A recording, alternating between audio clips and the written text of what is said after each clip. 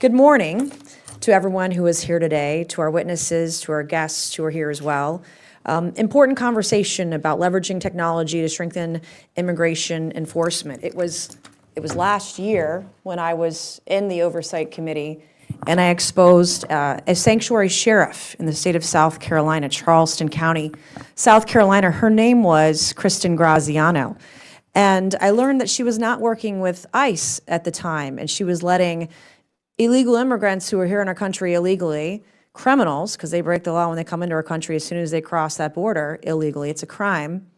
But she was allowing rapists, pedophiles, molesters, murderers out onto the streets of South Carolina in my district, in my state, doing harm to women and girls. And so having this conversation today is more important than ever because we have to stop this. And I will say this, that illegal border crossings are down significantly now that Donald Trump is president. I believe the last stat I read was that they are down 90%.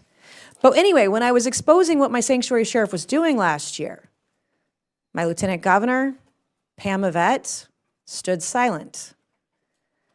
My attorney general, Alan Wilson, stood silent. I was literally one of the only people in South Carolina willing to stick my neck out, put my career on the line, my reputation on the line to make sure this kind of thing stopped. And so today we're going to have this hearing about using technology to minimize illegal immigration, to strengthen immigration enforcement. First of all, it's well documented the Biden administration used technology to facilitate the invasion of our nation by millions of illegal aliens, the CBP One app being just one example of this. Today's hearing will explore how technology can help strengthen the enforcement of our nation's immigration laws. Cutting-edge technology enhances immigration enforcement and reduces risks for immigration enforcement officials. From facial recognition software to data analytics, powered by artificial intelligence to GPS monitoring, advanced technologies empower U.S. Immigration and Customs Enforcement, or ICE, to track, apprehend, and deport illegal aliens in our country. And we know right now under the leadership of Donald Trump, under the leadership of Tom Homan, that we're trying to deport those who are here illegally as fast as we can. And I believe we don't have enough ICE agents right now to do that. We've got to make sure that ICE and Homeland Security have all the resources they need to do it as quickly as possible. Tracking illegal aliens and identifying threats to the homeland allows ICE to more effectively enforce our nation's immigration laws and remove those who are unlawfully present in the United States. Former President Biden and his Secretary of Homeland Security, Alejandro Mayorkas, willfully and intentionally unleashed an invasion of illegal aliens into the U.S. from around the world. We had more people crossing illegally into our country that were on the terrorist watch list than ever in the history of the United States over the last 4 years. Illegal aliens shepherded into the country by the Biden administration include terrorists, murderers, rapists, pedophiles, cartel members, drug traffickers, sex traffickers, child traffickers, human traffickers. Not exactly the kind of people you want roaming the streets of our communities. By systematically dismantling President Trump's policies from his first administration, the Biden administration flung the border wide open for any and all who wish to enter here, the U.S., illegally. This has led to the unlawful entry of over 10 million illegal aliens into the U.S. and nearly 2 million, quote, known gotaways, end quote, who entered the country without once being apprehended.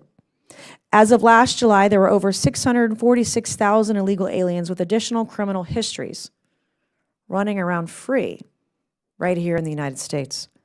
And those are only criminal aliens that are known to ICE officials. So the actual number is actually statistically probably significantly much higher. Why is this issue important?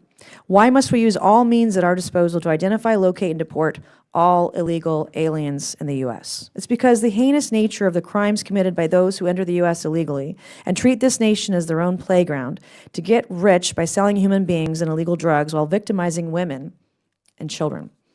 The most dangerous criminals include cartel organizations that control the border, who force women into indentured servitude or sex slavery to pay for their entry into the U.S. They subject children to child pornography.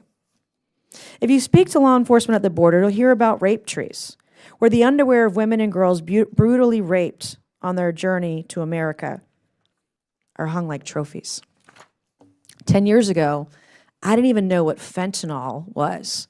And now I personally know multiple people who've died of a fentanyl overdose. We've all heard stories also of law enforcement who are doing investigations who are accidentally exposed to fentanyl, end up in the hospital, very sick.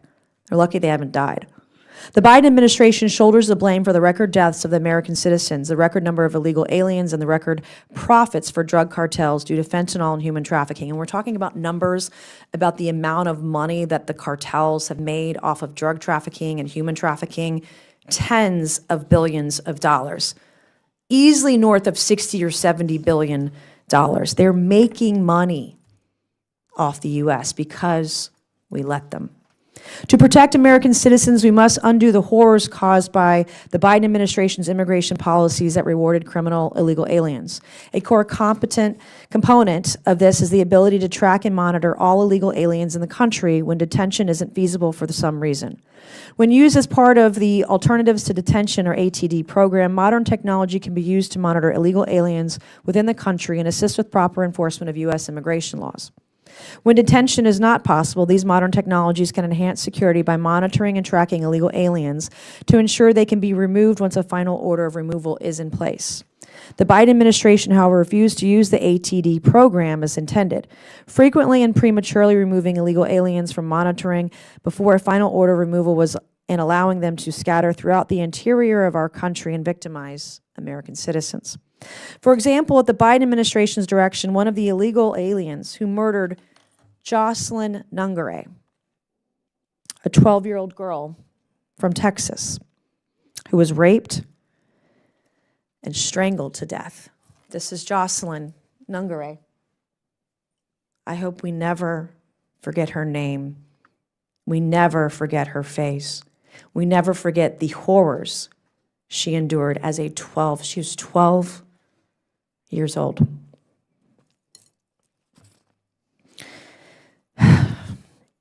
So the illegal who raped and killed her had his GPS ankle monitor removed prior to committing these horrific crimes. Jocelyn Nungare is the face of the horrors American women and girls are suffering at the hands of illegals that have been let in by the Joe Biden administration.